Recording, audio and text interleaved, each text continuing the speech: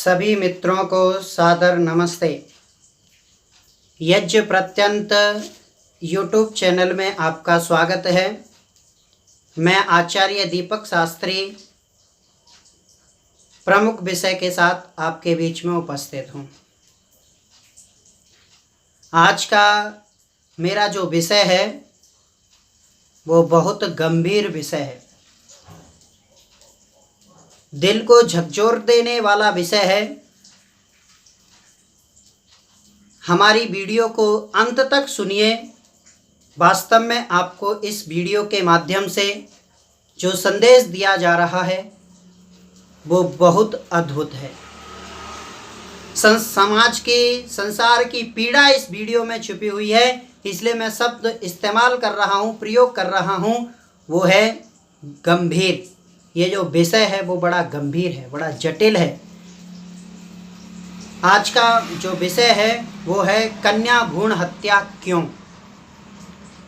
कन्याओं की भ्रूण हत्या क्यों की जाती है, इस विषय को मैं आपके बीच में लेकर के आया हूँ। ये वास्तव में महापाप हमारे देश में हो रहा है।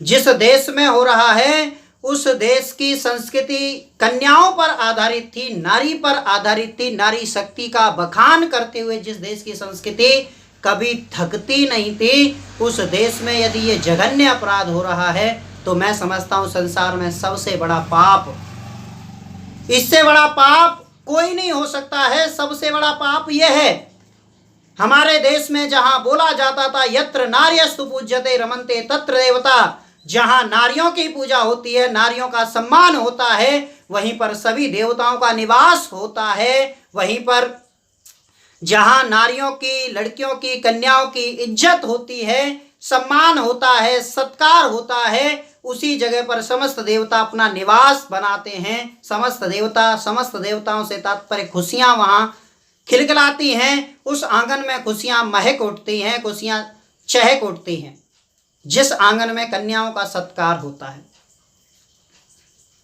और बड़े दुख के साथ कहना पड़ रहा है कि इन कन्या भ्रूण हत्याओं में सबसे बड़ा दोषी यदि मैं किसी को मानता हूं तो वो है मातृशक्ति।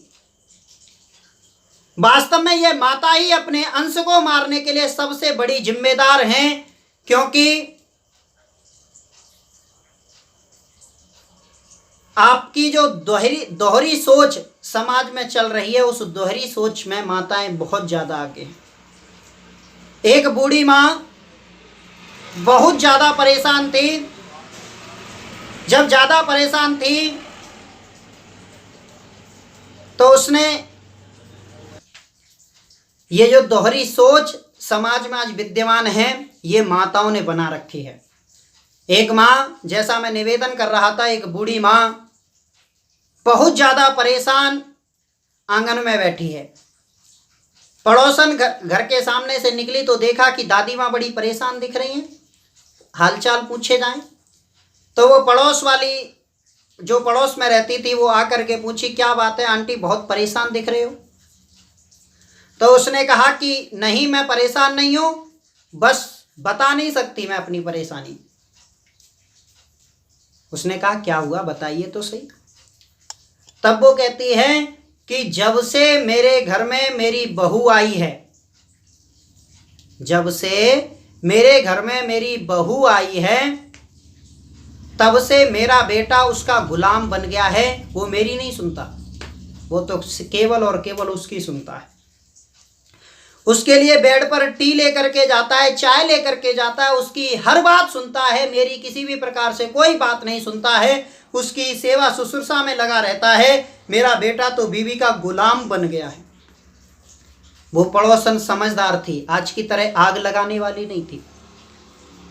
आग लगाने वाली होती तो चार बात और भिड़ा देती, लेकिन वो वास्तव में कुछ समझाना चाहती थी, समझदार थी, परिवार के संगठन को बनाए रखना चाहती थी, अपने एक अच्छे पड़ोसी होने का सबूत देना चाहती थी। इसलिए वो कहती है कि माँ जी, अभी हाल में ही आपकी बेटी का भी विवाह हुआ है, दामाद तो ठीक है, बेटी तो खुश रहती है, बस जैसे ही दामाद और बेटी का नाम आया, उस बूढ़ी माँ के चेहरे पर प्रसन्नता आ गई और प्रसन्न होते हुए, प्रसन्न मुद्रा में आती हुई कहती है कि बस उसके बारे में मत पूछ, मेरा दामाद तो हीरा है, वो तो देवता है, ऐसा दामाद भगवान सबको दे। उसने कहा क्या हुआ, क्या खासियत है? वो कहती है मेरा दामाद इतना अच्छा है कि मेरी बेटी की ही बात सुनता है, मेरी बेटी जैसा कहती है वैसा करता है, मेरी बेटी को बेड पर चाय लेकर के आता है, मेरी बेटी की हर प्रकार से सेवा शुश्रूषा करता है, ऐसा दामाद तो भगवान सबको दे। बस पड़ोसन समझाने की जिस उद्देश्य से कह रही थी वो उद्देश्य उसका पूरा हुआ। वो कहती है माँ जी, यदि आपकी बेटी के लिए यदि ये कार्य कर रहा है तो वो देवता है, और जो बेटी दूसरे के घर से आपके घर में आई है उसके लिए कर रहा है तो वो बीवी का गुलाम बन गया। ये जो सोच आज समाज में विद्यमान है ये माताओं ने बनाई है, और इसी सोच का साथ देने वाली, इसी सोच को कायम रखते हुए जब कन्या भ्रूण हत्या होती है उस समय होती तो माँ के गर्भ में ही है, और यदि माँ ठान ले तो संसार में किसी की हिम्मत नहीं है, किसी की ताकत नहीं है कि उस कन्या के भ्रूण की हत्या कर सके। लेकिन हम माएं और आगे बढ़ चढ़ करके सास उसे ताने दे दे करके अपने ही वंश की, अपने ही परंपरा की, अपनी ही जाति, अपनी ही जो विशेष जाति में आती है कि पुरुष और स्त्री, जो स्त्री है एक स्त्री का दर्द नहीं समझ पाती है, वो ताने दे दे करके बहू से उस काम को करवाने के लिए तैयार करवाती है।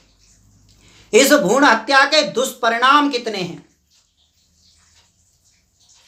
इसके दुष्परिणाम, जैसे ही कन्याओं का भ्रूण हत्या जो आज चरम पर है भारतवर्ष में, ऐसा ही यदि चलता रहा तो एक समय आएगा कि जब लड़कों और लड़कियों के अनुपात में बहुत भारी बड़ा अंतर आ जाएगा, और फिर उस समय लड़के कुंवारे रह जाएंगे या उनके विवाह के लिए कन्या नहीं होगी, तब समाज में व्यभिचार फैलेगा,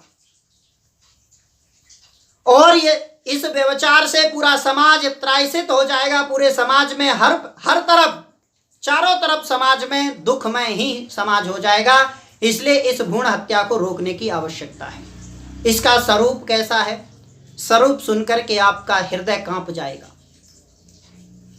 जब पता चलता है कि गर्भ में कन्या है, उस कन्या को गर्भपात कराने के लिए, उस भ्रूण की हत्या कराने के लिए जब डॉक्टर के पास जाते हैं तो आपने देखा होगा कि उस बेचारी कन्या जो न तो बोल सकती है, ना रो सकती है, ना अपना दर्द किसी से बयां कर सकती है, उस छोटी सी कन्या, 2-3 महीने की कन्या के टुकड़े टुकड़े करके डॉक्टर निकालता है। उस समय उस कन्या का जो दर्द, जो उस समय उसकी हालत होती होगी, उस हालत को बयां नहीं कर सकते हैं।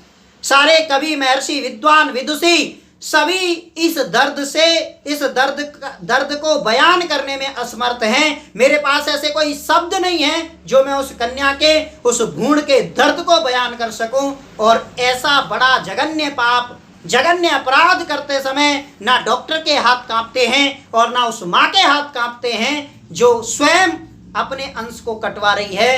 अरे हमारे जब बेटा जीवित हो जाता है, जब संसार में आ जाता है, उसकी उंगली में जरा सा खून निकल जाए तो माँ बेचैन हो जाती है, और उस समय कितनी पत्थर बन जाती है माँ कि अपने ही गर्भ में अपनी ही बेटी के, अपने ही अंश के टुकड़े टुकड़े करवा करके बाहर निकलवाती है।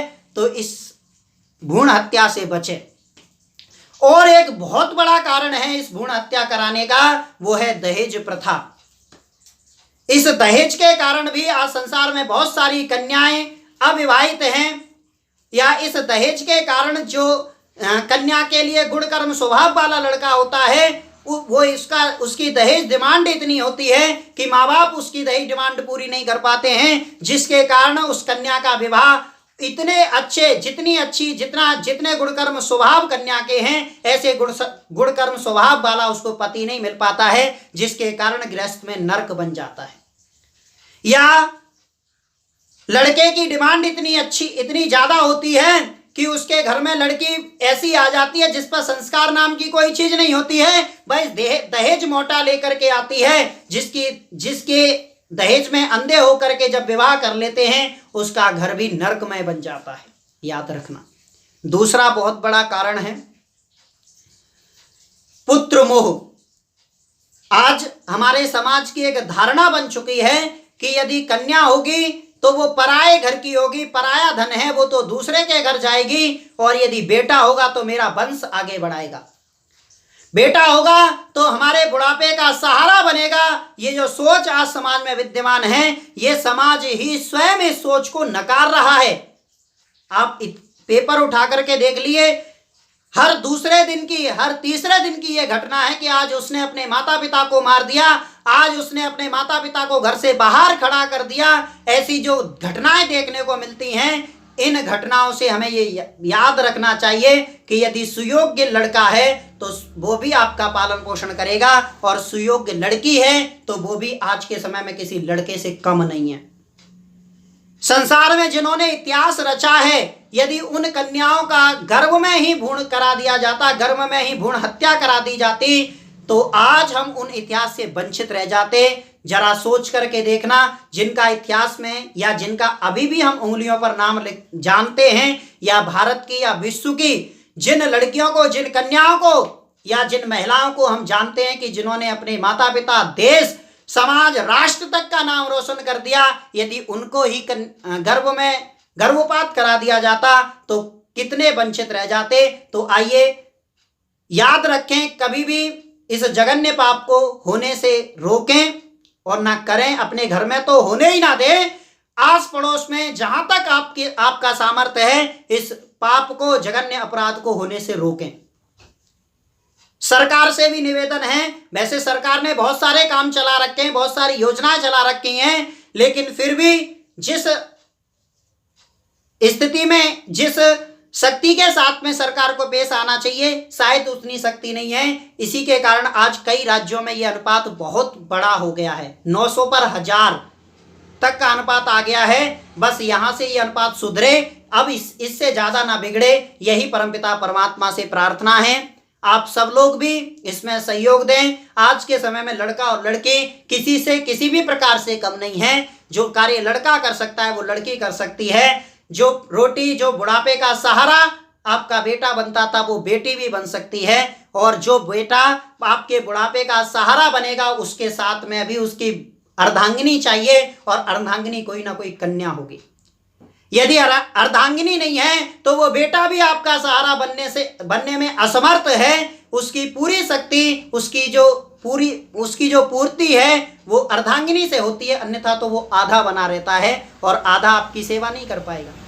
इसलिए इस अपराध को रोकें और समाज में एक अच्छा समाज स्थापित करें, यही आशा हमारे आज के इस वीडियो से है। यदि आपको हमारा प्रयास अच्छा लग रहा हो तो हमारी वीडियो को लाइक करें, कमेंट करके बताएं कि आपको ये वीडियो कैसा लगा, और यदि आप हमारे चैनल पर नए हैं तो हमारे चैनल को सब्सक्राइब कर लीजिए।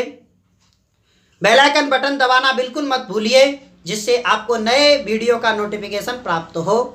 अधिक से अधिक हमारी वीडियो को शेयर करें। बहुत बहुत धन्यवाद।